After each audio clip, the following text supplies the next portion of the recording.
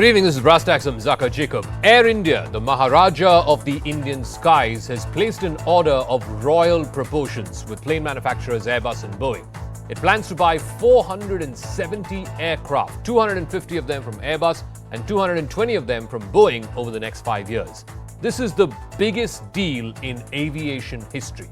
It's a signal, not just to the United States, Britain and France, the countries that are manufacturing these planes, that India is firmly with its Western partners. It also sends a signal to China that India is willing to compete with the Dragon for a greater share of the global aviation marketplace.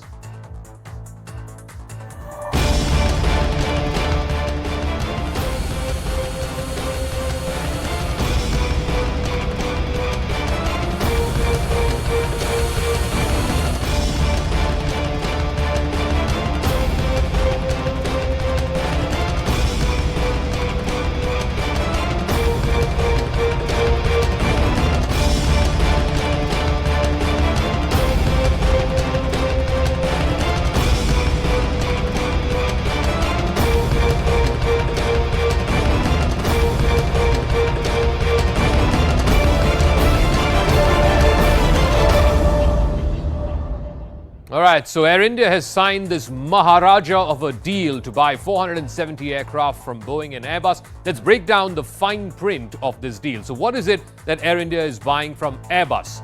250 aircraft in all from Airbus. A bulk of this is the medium-haul A320neo. So 140 A320neos is what Air India will be getting from Airbus. In addition to that, there'll also be the medium-haul A321neo, 70 of them. So that accounts for more than 200 out of the 250. These are single-aisle planes, these are medium-haul planes.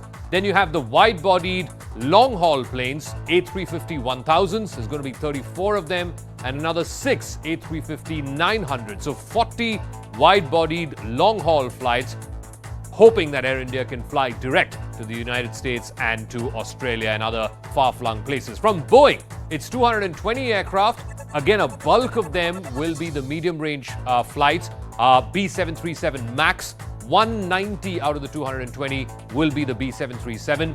There will be the Dreamliners, the 787S, 20 Boeing 787 Dreamliners, 10 Boeing 777 XS. Remember, these are wide-bodied, long-haul aircraft as well.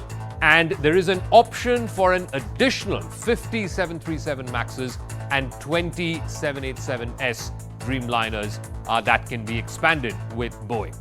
Now, the sheer size of this new order indicates Air India's desire to reclaim its place, not just in the Indian skies, but also in the global aviation market. So let's see how this deal stacks up against other mammoth deals that we have seen in the past. Air India's deal to buy 470 Boeing and Airbus jets is $80 billion, but there is an option to increase that to buy an additional 70 Boeing planes.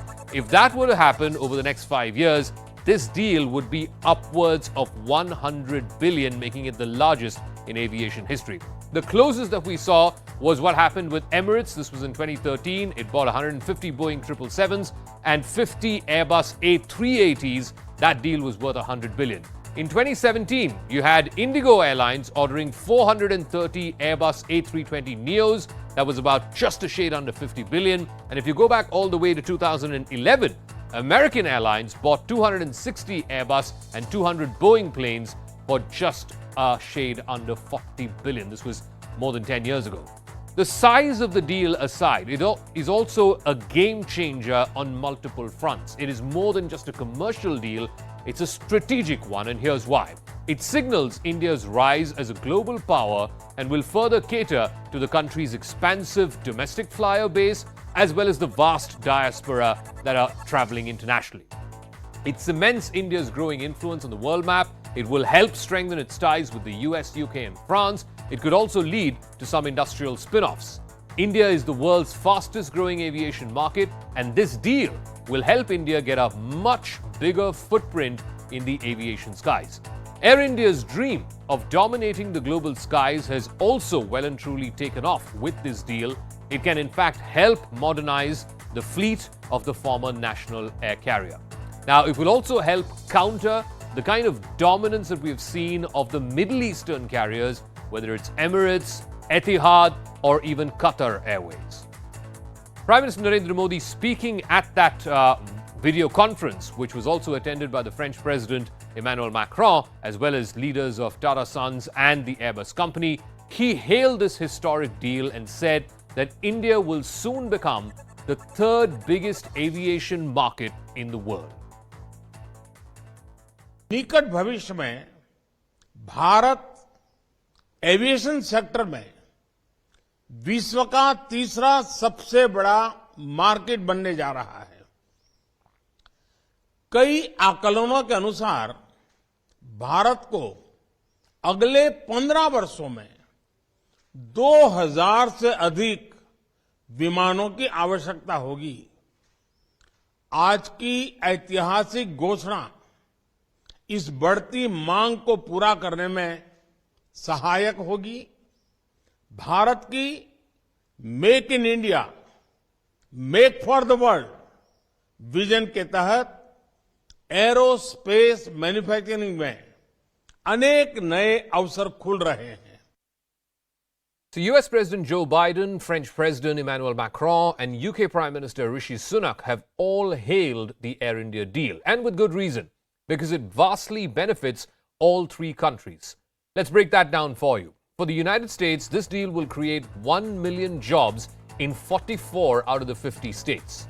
For France, the Air India deal will also create new employment opportunities. And in the UK, where a bulk of these engines and other spare parts will be manufactured, it's going to create highly skilled jobs in Wales and Derbyshire. Remember, this is where the Rolls-Royce factories are, and the Rolls-Royce will be manufacturing a bulk of these engines for these aircraft. It will also help the United States deepen its ties with the lucrative Indian market. France has already signaled at developing new areas of dedication with India. And in Wales, in the UK, 450 manufacturing jobs and £100 million of investment will be brought in.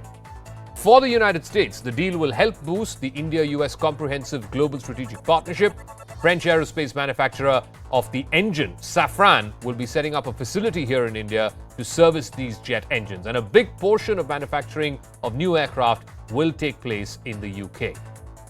Meanwhile, French President Emmanuel Macron said the deal shows that Airbus and all its French partners are fully dedicated to developing new areas of cooperation with India. The first one is that Airbus is contributing to the outstanding development of India. And the new 250 aircrafts, which will be delivered to Air India, will be one more step in this direction. There is a deep commitment in France to provide the state-of-the-art, the most efficient technologies available to India, and to be part of your Made in India strategy. French government has put all my energy for the last 6 years to reinvigorate French industry. And beyond aviation, we are building a new ambition in the sectors of nuclear energy, microchips, space, cyber, biotech, to mention a few of them. So it's not just a commercial deal. There's a great deal of geopolitics that's also played a role in this mega airline deal. Biden, Macron, and Sunak all hailed the economic impact of this Indian order, which can make and affirmed how the Indian economy is front and center in helping drive their respective economies as well. The governments of the US, UK, and France have realized that India is the fastest emerging new growth center, perhaps the only one in size and scale that can rival China. Just like in the Indo-Pacific, India is now gearing up to compete with China up in the skies. Boeing is estimating that the Indian commercial fleet could nearly quadruple by 2041. The COVID-19 pandemic took a big toll on China's passenger traffic, and now Western countries are backing India to overtake China as the world's biggest aviation market. So, how do these two countries, India and China, stack up in the global aviation space? China has more than 200 commercial airports, whereas in India, currently, it stands at 150, with a plan of increasing that to over 200.